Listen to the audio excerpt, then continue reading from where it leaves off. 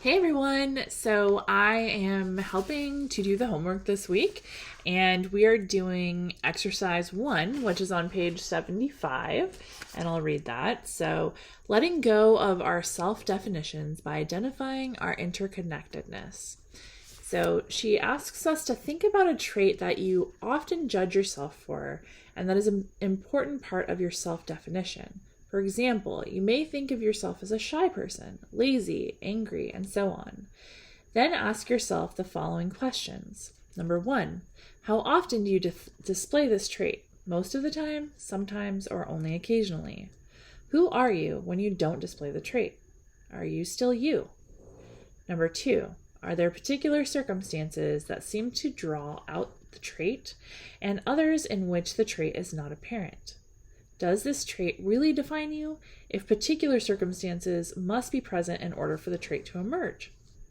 Number 3, what are the various causes and conditions that led to having the trait in the first place? Early family experiences, genetics, life pressures, etc. If these outside forces were partly responsible for you having this trait, is it accurate to think of the trait as reflecting the inner you? Number 4, did you choose to have this trait, and did you have much choice about whether or not you display this trait? If not, why are you judging yourself for this trait? Number 5, what happens when you reframe your self-description so that you are not defining yourself in terms of this trait? For example, instead of saying I'm an angry person, what happens when you say sometimes, in certain circumstances, I get angry? By not identifying so strongly with this trait, does anything change?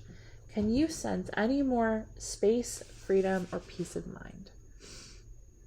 Okay, so I did that one. And for me, my trait was flakiness.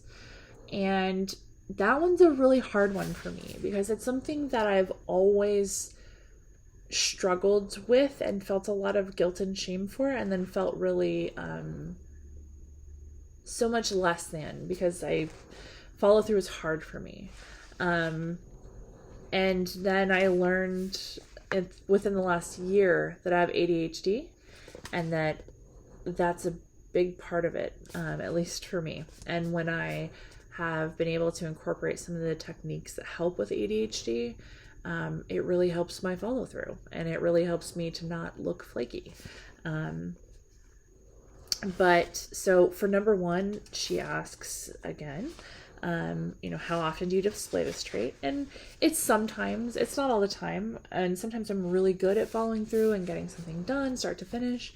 And now that I've been working on different techniques, but then also medications, those help. But sometimes, it's not all the time. It's not none of the time. It's sometimes.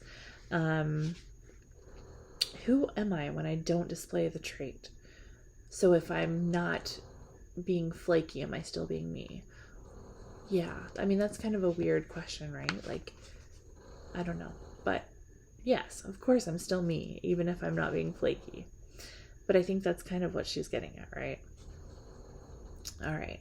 So number 2, are there particular circumstances that seem to draw out the trait and others in which the trait is not apparent?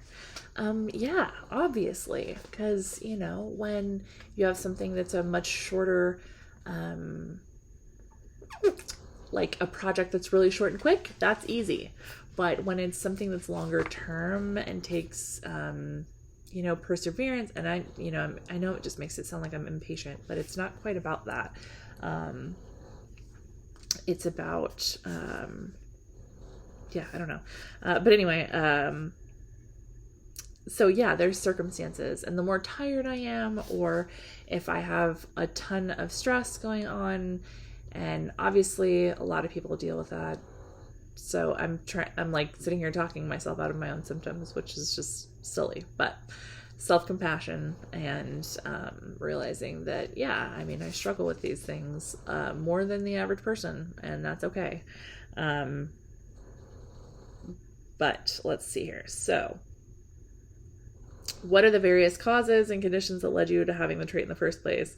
With flakiness, it's partly ADHD, which is genetics and, an internal thing. And then also, part of that is also my dad, who has ADHD and bipolar, but his habits definitely pass some over to me. And so, for sure, it's not just me. I didn't just decide one day, and you know what?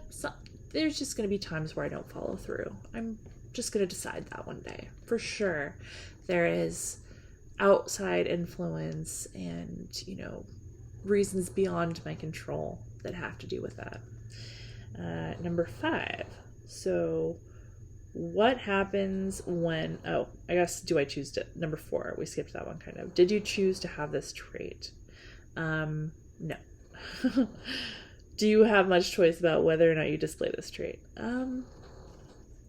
I guess yes and no. I do my best, and that's really what I think is so important for both me and everybody to understand is we're really trying our best in each moment. We're really not trying to half-ass it. If we're half-assing it, maybe it's because we're tired and we really don't have what we need to give it 100%, and I'm not saying that nobody's ever lazy or anything like that, but just, it's like we don't choose to suffer through things when we know and have better tools. So let's see. What happens when you reframe your self-description so that you are not defining yourself in terms of the trait?